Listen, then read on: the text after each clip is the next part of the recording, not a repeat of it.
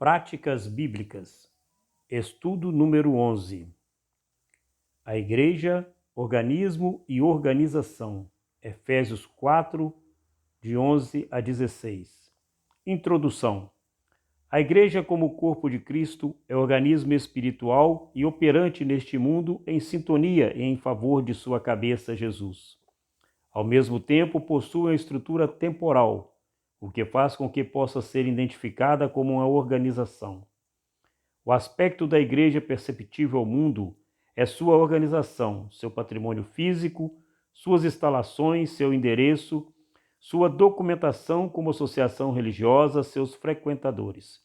Como organização, a Igreja realiza cerimônias, constrói, busca o reconhecimento legal de acordo com os estatutos civis, registra suas atas, arrola seus membros, pratica a beneficência. Espiritualmente, porém, a Igreja é um organismo vivo, indivisível, composto pelos servos adoradores de Deus, nascidos de novo pelo Espírito, do qual dependem para viver e progredir. É este organismo que permaneceu inabalável, mesmo quando todo o aparato eclesiástico estava voltado para o secular, o terreno e o político. É este organismo que prevalecerá até o fim, estabelecido por Deus. Embora alguns autores afirmem que a Igreja como organização é visível e como organismo é invisível, isso não é tão simples. Na verdade, só haverá genuínas conversões quando as características da Igreja como organismo vivo proclamar e vivenciador da palavra e tornarem perceptíveis ao mundo. É muito difícil que alguém se converta exclusivamente pela influência de uma organização. Podemos então afirmar que a Igreja como organismo, pelas suas dimensões, não pode ser vista no seu todo, mas como corpo de Cristo não deve passar desapercebida. Aplicação para a vida.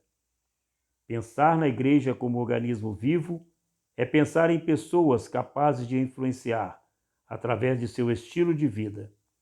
Você se enquadra nesse formato de pessoas que, vivendo para a glória de Deus, são capazes de conduzir outros a Ele? Item número 1. Um organismo, uma cabeça.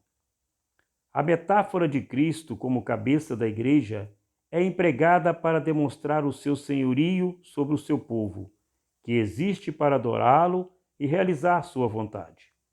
Ao mesmo tempo, serve para apontar dependência e identificação da Igreja em relação a Cristo. A pergunta a Saulo, perseguidor dos crentes, é: Saulo, Saulo, por que me persegues? Ao perseguir os servos do Senhor, o fariseu estava perseguindo o próprio Senhor. Talvez seja esse fato que tenha levado Paulo, posteriormente transformado em apóstolo, a exclamar: Eu sou o menor dos apóstolos, que mesmo não sou digno de ser chamado apóstolo, pois persegui a igreja de Deus.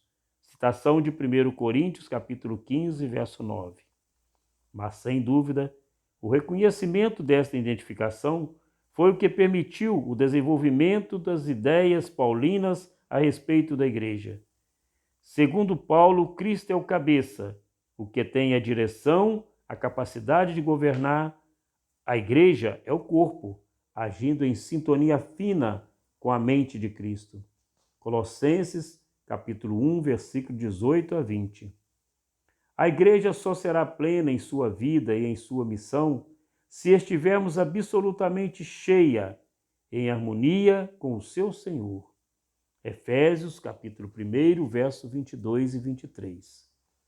Embora seja possível estar fisicamente na igreja organizada, para estar no corpo faz-se necessária a completa identificação, o reconhecimento de total dependência e a fé. A propósito, é pertinente recordar a recomendação paulina a respeito do exame introspectivo, a imperativa e inadiável necessidade de voltar-se para si e buscar no mais recôndito do ser as verdadeiras motivações da vida cristã. 2 Coríntios, capítulo 13, verso 5. É sensato não permitir que os aspectos organizacionais da igreja impeçam a solidez da fé, da comunhão, do testemunho, da completa submissão e dependência. Aspectos imprescindíveis a um organismo saudável em relação à sua cabeça. Aplicação para a vida. Como o corpo de Cristo, este organismo, a igreja, deve estar totalmente ligada em sintonia com ele. Você tem agido para com ela de forma que seus amigos e outros membros percebam sua total identificação com o cabeça dela? Tópico número 2. Uma organização necessária.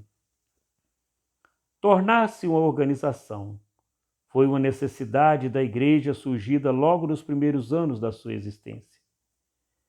Depreendemos isto de fatos e atos realizados por igrejas do Novo Testamento. Vejamos alguns exemplos. Em Atos, no capítulo 11, 22, fala assim: da igreja que estava em Jerusalém, provavelmente a primeira a se organizar. Podemos inferir de Atos 1,15 que Pedro foi o seu primeiro dirigente. Mas em Atos 15, 13, parece que Tiago, irmão de Jesus, já estava dirigindo a igreja. No começo, essa organização devia ser bastante simples.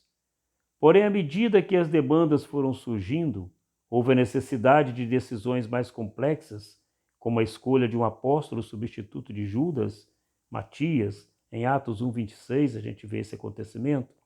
E a eleição de homens que cuidassem da beneficência, assim está evitando a murmuração entre eles, conforme cita Atos 6, versículo de 2 a 6. A igreja de Antioquia, citada em Atos 13, demonstra sua organização ao enviar missionários ao campo. As igrejas da Ásia, segundo o texto de 1 Coríntios, capítulo 16, verso 19, e os primeiros capítulos do Apocalipse, já tinham constituído o seu próprio governo, sua liderança e suas estratégias de ação. Em Atos 20, a partir do verso 17, encontramos Paulo convocando para uma reunião em Mileto os presbíteros da igreja de Éfeso. Interessante notar que o nível organizacional, neste momento, já exige mais de um dirigente. Os presbíteros convocados pelo apóstolo são também chamados de bispos e pastores, no verso 28, desse mesmo capítulo a gente vê isso. O que demonstra que eram os líderes daquela igreja.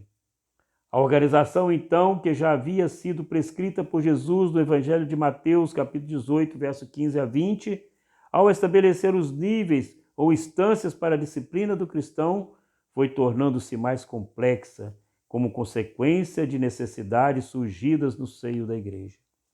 A necessidade de se fazer tudo organizadamente é elogiada por Paulo ao se dirigir aos Colossenses, dizendo que se alegrava ao saber que aquela igreja aliava a boa ordem com a firmeza no Evangelho de Cristo.